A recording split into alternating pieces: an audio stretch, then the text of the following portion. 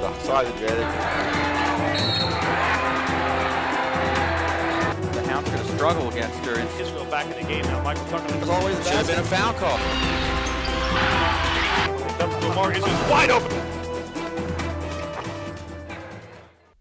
Hey, what's up, Loyola, and welcome to the Six Man Report. I'm your host, Rob Fredrickson, and joining me is my co-host, Brendan Highland.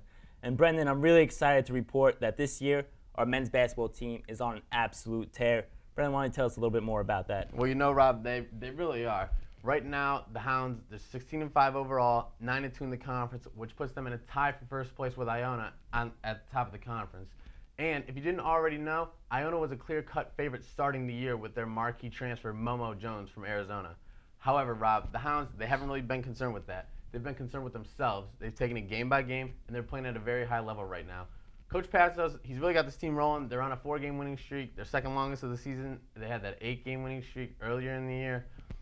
You know, they're just playing well. They're receiving votes in the mid-major top 25 rankings. Personally, I think that they should be there. I mean, but both you of know, us, we're probably we could be a little bit biased. You never know. Right, but if we keep winning, no one will be able to deny our team's talent and success. So, Rob, you've been here longer than I have. Drop some knowledge on me. Why is this team different than teams in years past? Well, Brendan, you know, I'm a senior now, and I follow the team closely every year.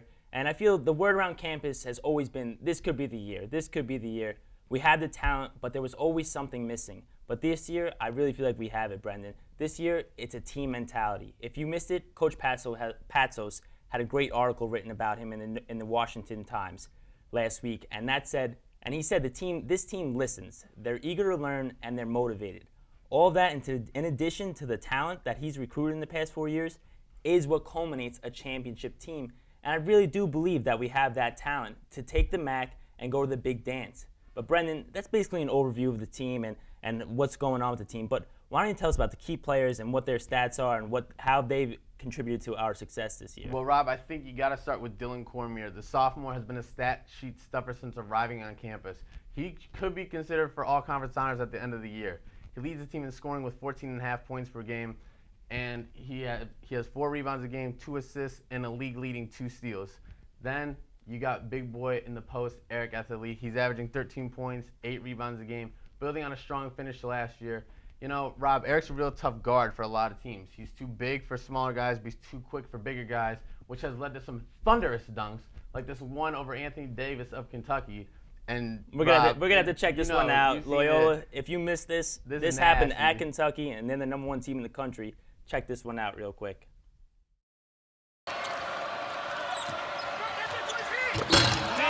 Finish in the flush from Eric Etherly. Right down the middle, and he'll have a chance to toe the line. Whoa, where did that come from? I mean, he took off like a rocket from about 35 feet out and went right by Davis. Watch this. Wiltshire goes out. Davis has got that big hand up for the block, and he went right by him. Wow, that was crazy, Brendan, and that happened at Kentucky, like I said. And that's Eric Etherly from Loyola, if you missed it. That was sick, Eric. Go ahead, Brendan. I give you props, Eric. But, Rob, back to what I was saying, I think the X factor to this team is junior Rob Olson. He's shooting 44% from three-point range, and when he's hot, Rob, his presence spreads the floor, which I think is very important. It allows gaps for Cormier to get to the basket, and it allows, you know, Eric to kind of go one-on-one in the post. Teams can't double down on him off of Olson. And Rob, if Rob Olson keeps shooting the ball well, you know, that could be a key component in this team making a run at a MAC championship. Yeah, we know how college teams really live and die by the three sometimes. We know the three-point line's a little in from the NBA line, and teams really take advantage of that. But what I love about our team is that they really don't take advantage of that, Brendan. We have every component you need for a championship team. We have Shane Walker down the post. The guy grabs boards and he gets blocks. That's what you need from a big man. And then you have R.J. Williams. The guy's a true point guard. He's a freshman. He's a pass first. And with all that talent around him, Dylan Cormier, Justin Drummond, and Eric Etherly, and Bobby Olson, that's what you need is a true passing first point guard. I think that this year, you know, you see a lot of balance on this team. They got 7 guys averaging over 20 minutes a game. You know, 3 guys shooting over 45% from the field. So, you know, people are moving the ball. They're first in the league in blocks per game, first in the league in steals, first in the league in offensive rebounds, which is where guys like Etherly, Shane Walker, you know, Justin Drummond when he's in the game, you know, he likes to get on the glass too. That's really where we kill teams is on the offensive glass. We get second chance opportunities, and we've been converting them into buckets this year. Yeah, and I also want to go into defense. I want to talk about my boy Anthony Wimbush, who can come off the bench and basically guard any guy in the court. I mean, Anthony, if you ever see this guy around campus, he's huge, he's tall, he's long, he's lanky, but he can guard anybody. He can guard a guard, he can guard a forward, he can guard a center.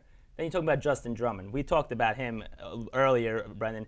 And this kid, he's a sophomore, but the way he plays with intensity, he plays with passion. He knows how to get down the floor, and he also goes back on defense. He's probably the most versatile guy on this team, maybe outside of Wimbush. You know, Justin's probably a little bigger, you know, in terms of bulk and stuff, but you know, he's another guy can guard 1 through 4 on the floor. You know, gets on the glass, but can also go off the dribble on offense. He's a decent shooter. You know, I would like to see him improve, but hey, I'm not complaining. You know, plays hard, and I think that he's another one. Key player if he plays well off the bench. Yeah, and keep up with that defense. We saw a couple of LeBron blocks from Justin Drummond. Those are crazy. We need you to keep that up. But Brendan, let's talk about the conference. And we know Iona is their main competitor. Let's talk about Iona for a little bit. What do you think, Brendan? Well, Rob, Iona, as we said earlier, they're tied with us for first in the conference, and their main guy, the guy that, you know, kind of wills them to victory, is Scott Machado. He's a guard. He's a point guard. He averages 13.5 points a game, 10 assists. You know, he really does it all for them. He's got Momo Jones, his wingman, to go with him. Momo's averaging 13 a game. And then they got a forward, Michael Glover, averaging 19 and 9 a game. And Rob, those three combined for 57 points, 20 rebounds against us, and the three of them shot 67% from the field. Iona's averaging 82 a game. They're averaging 19 assists a game. They shoot 50% from the field, all in the top 10 in the country. You know, this is a well-oiled machine, and especially with Machado, Jones, and Glover, those three are the big three for them. So, you know, it's all about, in beating Iona, you got to slow those boys down. Yeah, and we know Iona's a very good team. So, Loyola, I'm going to talk to you right now about our upcoming games. We have Ryder tomorrow night, and that's Friday night. They are a good team as well, Ryder. We can't look past them. We need the fan support. And I'm just telling you right now, there's no excuses not to get out for the team. They're killing it this year. We need to go out there and support our boys.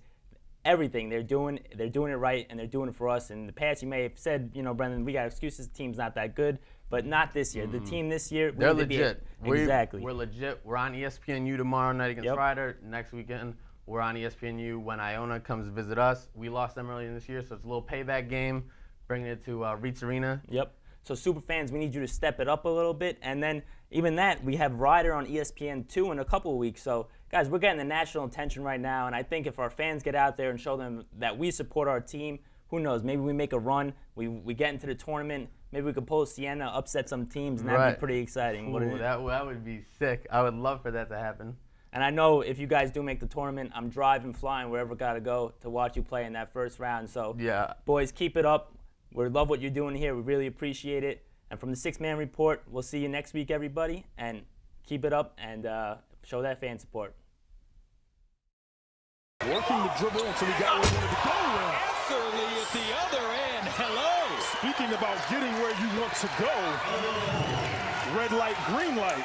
He took it all the way to the basket. Troy, who is this masked man? And then I rise. Chandler Thomas